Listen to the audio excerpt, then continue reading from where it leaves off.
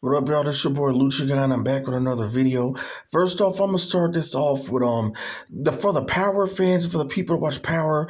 Coming soon, I'm gonna do more Power videos. I know there's a trailer out there for Book 2 Ghosts, and I might talk about that later on. And then I might even jump into the whole is Ghost dead theories, because so many people on here always like doing these like ridiculous videos about Ghost being dead. So I think about time I jump in and give my thoughts on that. But what I'm here to talk about, okay, I'll talk about this first because this is quick. This week, MLW, it was a lot better. This was way better of a show.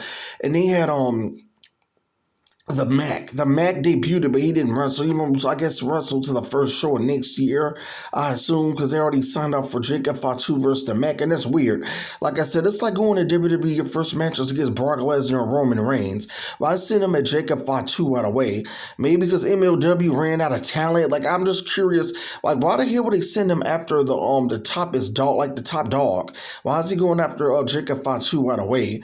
They couldn't throw him at somebody a little bit, like, lesser on the scale, like a Alex Kane, at least, like one of those guys,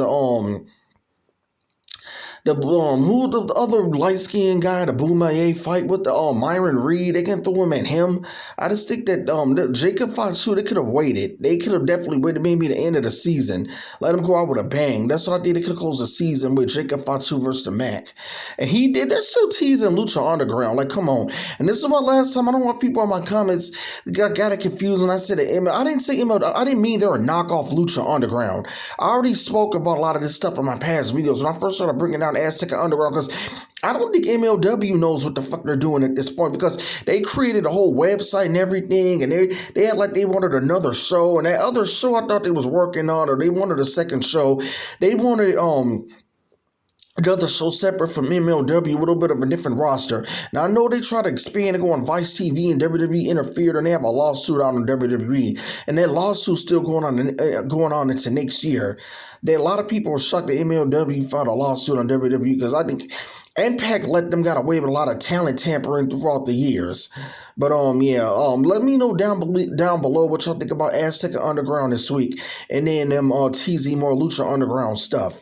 And then Caesar Dorn walked out. This obviously isn't it. Unless the show got so damn weak he left, but I thought he signed some extended deal with MLW. I don't think he's gone, but y'all can let me know down below what y'all think is happening with Caesar Dorn and the storyline of him and MLW. And I was curious. I know he wasn't behind the guys getting beat up backstage with the cards laid out. I dragging guys invasion angle, but who knows? Who knows what MLW has planned? But just let me know down below what y'all think about that with MLW and Caesar Dorn and Lucha Underground teasing. I was going to possibly save another State of Pro Wrestling for the end of the year, but Vince McMahon's back, and I'm just saying this if he's ever even gone, because I was starting to believe he was ever even gone, because the shows was the same. What did Triple H do besides bring back a bunch of, like he did, like War Games and Survivor Series, and brought back a few guys Vince fired, like Killer Cross and Bray Wyatt, and what are they going to do with all those guys anyway that they return if Vince does come back? They're gonna be fired again. It's silly. Like, the ratings were really, really, really low with Triple H. So I think regardless, people are just fed up with WWE.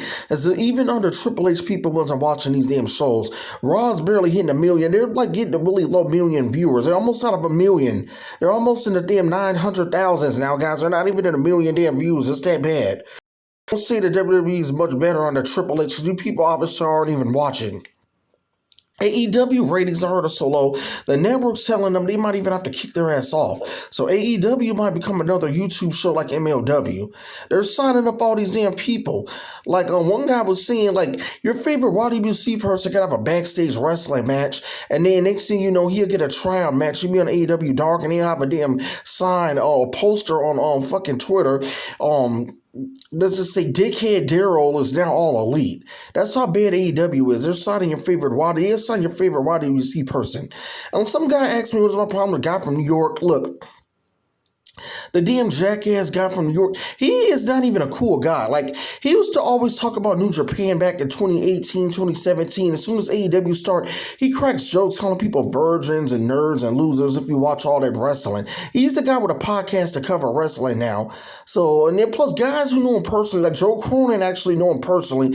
He spoke bad about Joe Cronin, and I think he might have even made fun of like Joe Cronin, I think him and his wife or something. And the guy from New York bust shots at me before, me and General Jerry and Jay Rant. So yeah, fuck the guy from New York. All right. I'm not even on here for no YWC beef. But and his friend Solo Monster, I remember I had a video about that. Solo Monster was bitching about the Mac on Lucha Underground doing a Stone Cold Stunner. But meanwhile, WWE, Kevin Owens doing a stunner, Matt Riddle doing RKOs, and I don't see these guys bitching about that.